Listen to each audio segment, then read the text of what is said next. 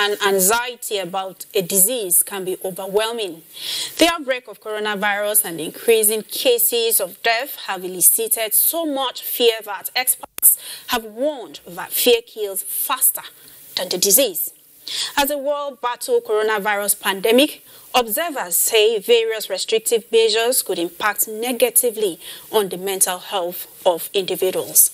How well are Nigerians coping with the stress of COVID-19? Well, that's a focus on Panorama, and welcome to Port Harcourt Network Center. I am Jenny Bassi.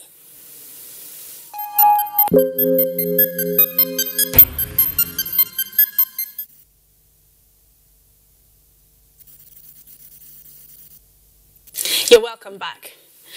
As at 11:25 p.m. of April 22, 2020, 91 new cases of COVID-19 was reported in Nigeria. The new cases bring the total number of confirmed cases in Nigeria to 873. The breakdown of the newly confirmed cases are as follows: 74 in Lagos, 5 in Katsina, 4 in Ogun State, 2 in Edo State, 1 each in Kwara, Oyo, FCT, and Adamawa states. You know, at perilous times like these coronavirus days, there is nothing like being prepared for anything. That is why the Oyo State Governor Seyi Makinde is requesting for certification of more COVID-19 testing centers in the state. The governor made the appeal when the Director General of Nigeria Center for Disease Control, NCDC, Dr. Chikwe Ihenazu, was on assessment tour of COVID-19 facility in the state. Kayode Oladosun reports. It is procured at the Olodo Infectious Disease Center. The Director General of NCDC noted that the medical equipment at the center will not only serve Oyo State, but the country at large. Working together with the WHO support, the NCDC support, and all aspects of government, we can really create a great example for the country here in Ibadan. Hosting the officials of the Nigeria Center for Disease Control and the World Health Organization's representatives, Governor Makinde reiterated that one of the measures to curb the spread of COVID-19 is to establish more laboratories for testing of the virus. The fact that we want to do mass testing, our aspiration is actually to test 10,000 people within the shortest possible time. So we need your support. The Director General of Nigeria Disease Control was in Oyo State to evaluate the steps taken by the state government in the fight against the coronavirus pandemic in Ibadan. Kayode Oladosun, NTA News.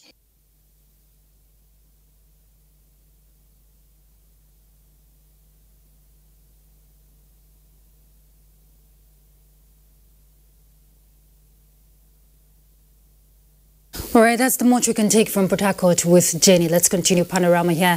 I'm Ruth Aguela.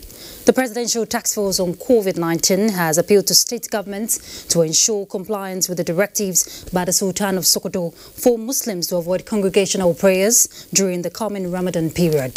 This was at the daily briefing by the Task Force on COVID-19. Let's hear from Tariq Ben. This year's Ramadan will certainly be one with a difference, as many states are on lockdown in the bid to contain the spread of coronavirus. Chairman of the Presidential Task Force, Boss Mustafa, acknowledged that the decision to suspend congregational prayers during the period is sacrificial but necessary to prevent community transmission. I want to use this medium to thank His Eminence, the Sultan of Sokoto, for endorsing the recommendations of the Emergency Fatwa Committee by issuing a statement on the suspension of obligatory religious activities such as Jumat, congregational, and other sessions during the month of Ramadan. I similarly implore all state governors to please consider these directives before taking further decisions. Respite came the way of university lecturers whose salaries were withheld for not being on the IPPIS platform. Mr. President has approved the immediate payment of the withheld February and March 2020 salaries of lecturers not registered on the IPPIS platform.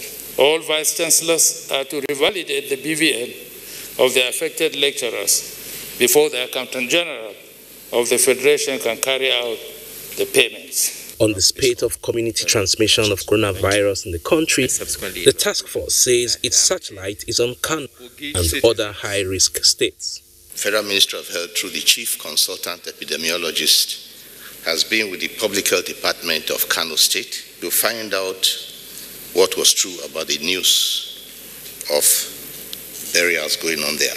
If these burials were out of normal and they are carrying out further questioning of people to see what was peculiar about the story. Nigerians were again advised to disregard fake news not emanating from the daily briefings of the task force. I must reiterate that the task force has not released any official statement on a complete lockdown. I request that the public and the media exercise caution in circulating or publishing unverified news. The security agencies are working around the clock to apprehend and unveil those who are behind this spate of fake news. The Presidential Task Force puts the recovery rate from the coronavirus in the country at more than 90% and appeals to Nigerians who experience symptoms not to go into hiding but report such symptoms promptly to the Nigeria Center for Disease Control. In Abuja, Mitaire Ikben, NTA News. Let's look at a bit of the economy. The Economic Sustainability Committee, chaired by Vice President Professor Yemi Osinbajo, is enlarging the pool of options open to Nigeria in achieving the administration's plan to return the current economic challenges to opportunity for Nigerians. State House correspondent Jide Onifade reports that the new sustainability plan is almost ready for submission to the President for approval. Now, the Economic Sustainability Committee is leaving no stone unturned for the new federal government's post-COVID-19 economic stimulus. For example, earlier in the week, on Tuesday to be precise, Chairman of the committee, Vice President Yemi Osinbajo, through a video conferencing, met with the representatives of the International Monetary Fund and the World Bank. The committee has been collaborating with domestic sectors of the Nigerian economy, and now the Vice President is interfacing with international agencies for the purpose of rolling out options as President Muhammadu Buhari has directed. What Mr. President has asked us to do is to devise a strategy in order to be able to keep the economy going, and also to make provisions to ensure that we're able to retain jobs and indeed provide more jobs. We're looking at various ways and means to support each sector of the economy, providing for each sector clear interventions that will be designed with the primary purpose of creating jobs and ensuring that businesses stay afloat during these difficult times. The 7-member Economic Sustainability Committee was set up as a response to the challenges in the economic front resulting from the fall in the prices of oil in the international market, as well as the disruptive impact of the pandemic that has disrupted the global economy. And it is expected to submit its report soon. And from every indication, the President intends to act speedily on the Osinbajo Committee's report in the State House. Jide Onifade, NTA News. Contrary to the belief of many that testing positive for coronavirus is a death sentence, survivors of the virus say overcoming the infection, among other measures, includes boosting self-immunity and regular exercise before, during and after the episode in order to avoid degeneration to full-blown disease. Funke Ibi Damiton tells us more. Governor Seyi Makinde testing positive for coronavirus alongside other high-profile individuals in Ibadan no doubt further entrench the awareness and the need for individual protection against COVID-19. With about 16 cases of confirmed coronavirus in Oyo State, it seems the people are quite aware of the deadly and devastating consequences of coronavirus. Although the town is not under total lockdown, the people say they know that this disease is here and they are self-protecting. By washing my hand time to time frequently, and then by applying nose cover on my face. According to what the NCDC said, they said we should sanitize our hand and the usage of nose masks. With the subsequent negative result for COVID-19 and coming out of quarantine, the survivors are back on their beats. The Chief Medical Director of the University College Hospital UCH Ibadan, Professor Jesse Abiodun Otegbayo, and Provost College of Medicine, University of Ibadan, Professor Olapade Olaokpa, recount their experiences. The line of treatment was not actually the antiviral treatment, that is, because for now there's no specific drug that is known to work for the virus. There's so much that is yet to be known about the virus itself, let alone its treatment. So it's an evolving scenario. So what I did in terms of taking a balanced diet, taking a lot of fluids, exercising, and taking some vitamin supplements were just ways of boosting my immune system. The issue was to stay healthy. So to my mind, that was both a mental thing. So I stayed mentally strong. Like I said, I was working, I was raising funds, I was discussing with my colleagues. So that helped me stay strong mentally. Physically, I was doing things within my house. I was exercising. I actually succeeded in losing 5 kilos, which I've been struggling with. Although both patients remained asymptomatic all through the period of quarantine, they called on lifestyle changes in the fight against COVID-19.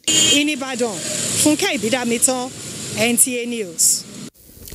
Good to see that. All right, let's rejoin Jenny in Port Harcourt for more on Panorama. Jenny?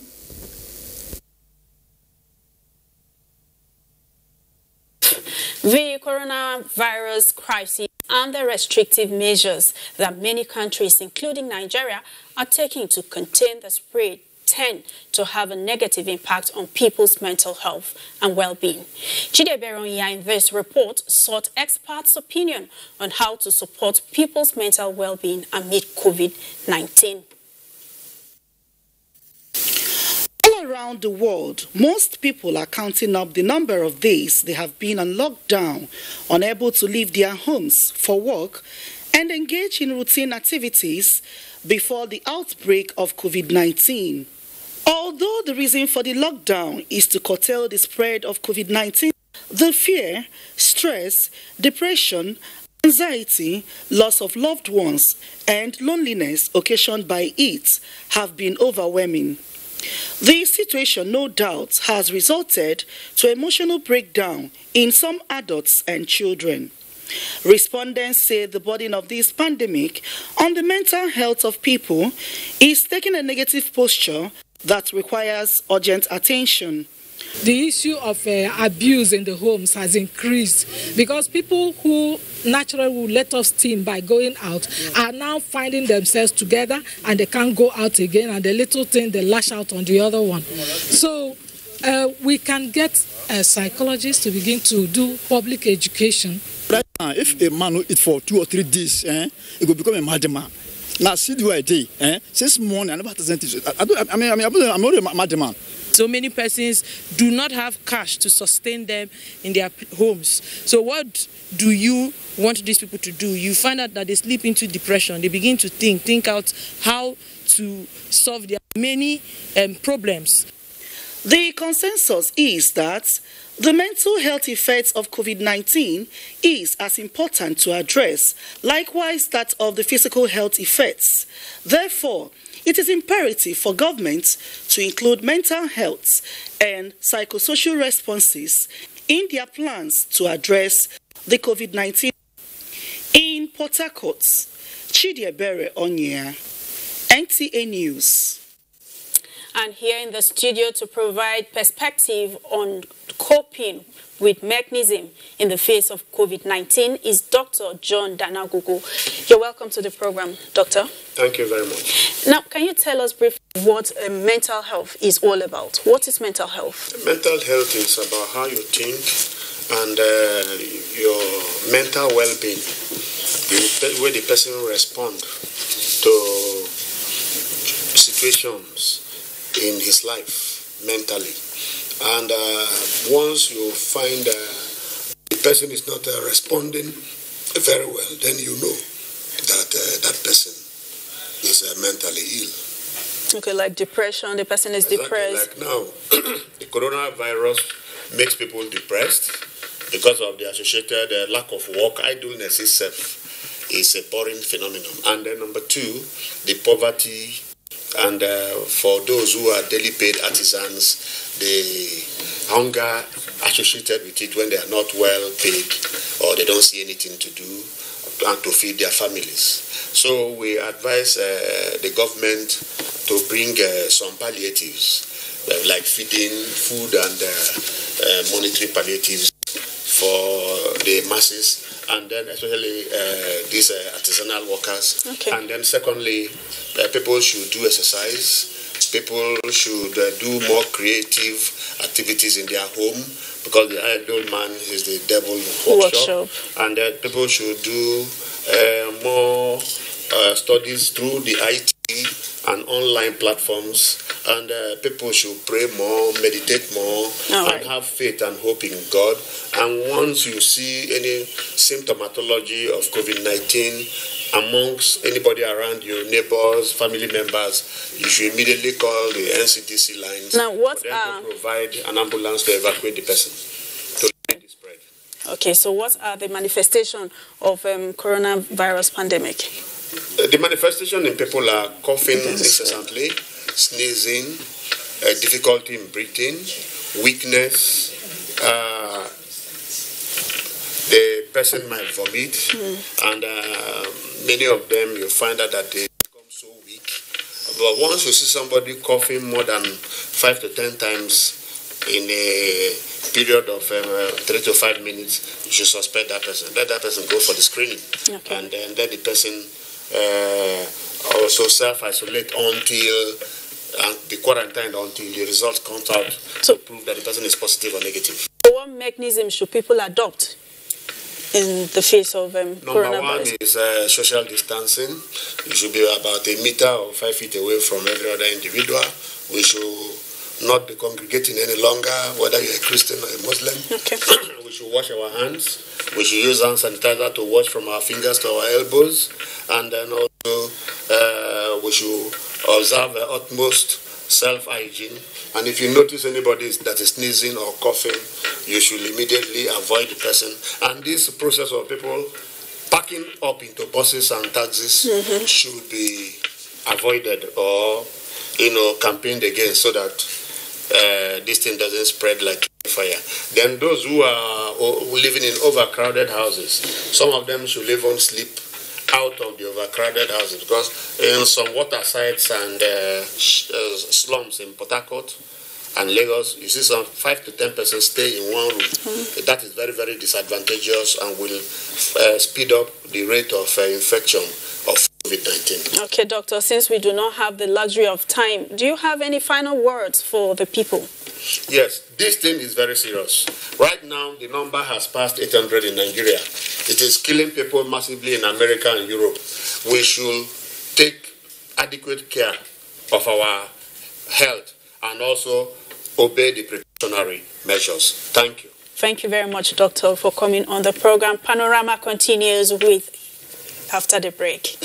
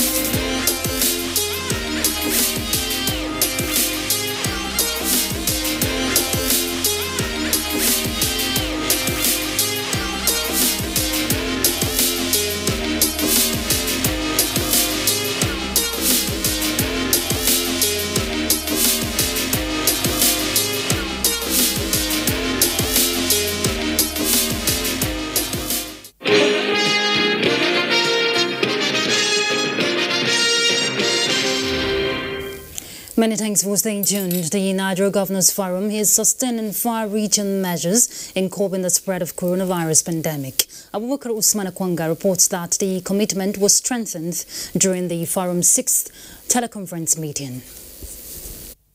In a 7-paragraphs communique issued at the end of the 6th teleconference meeting, the forum resolved to sustain partnership with federal government, multilateral organizations, and the private sectors across 25 states to contain the ravaging COVID-19, with emphasis on community response to transmission. The forum also resolved to work closely with the Nigerian Center for Disease Control to ensure adequate supply of personal protective equipment to prevent the lives of those in the front line of the fight against the pandemic. The Governors Forum, through its chairman and governor of Ekiti State, Kayode Fayemi, says a strategic partnership with the Presidential Task Force will be sustained and also agreed to the implementation of interstate lockdown to mitigate spread of the virus. The forum commiserated with President Muhammadu Buhari and the country over the demise of the Chief of Staff, late Malam Abba Kyari, and others who lost their lives from the deadly virus, and observed a minute silence in repose of their souls. In Abuja, Abubakar Usman Akwanga, NTA News. And more on COVID-19, the lockdown is still on, and one thing is certain, food banks will need to be refilled. Well, the federal government understands what citizens are going through, especially the vulnerable groups in the society during this lockdown as a result of the coronavirus pandemic. The Ministry of Humanitarian Affairs, Disaster Management and Social Development is on its toes to keep a promise made. Food items stored up, ready for distribution. Another move by the federal government to bring a light of hope to residents in the FCT. Seeing what has been happening for the past... The presentation of palliatives by the Ministry of Humanitarian Affairs, Disaster Management and Social Development to the FCT administration is part of efforts in carrying out the President's directive to ensure that the poor and vulnerable groups in the lockdown states benefit from the program. We have just handed over rice now, 5 trucks of rice. A gesture by Mr. President Muhammadu Buhari as a result of the COVID-19 pandemic. This is what we have done today. We have carried out that directive by handing over this food relief to the Honorable Minister of the Federal Capital Territory. For the FCT administration, these food items will go a long way for the beneficiaries, whose demands keep increasing, and will ensure a fair distribution for all categories of persons. We have received so far 5 trucks of rice and 5 trucks again on the way, as we are made to understand. There are trucks of other grains and there will be trucks of vegetable oil. A hands up for those in their need at this time offers hope on many levels. A virus that has cast a bleak shadow, but a grim outlook may fade a bit when there is some fortification in the belly. In Abuja. All right, just before we go, let's take a look at our weather perspective.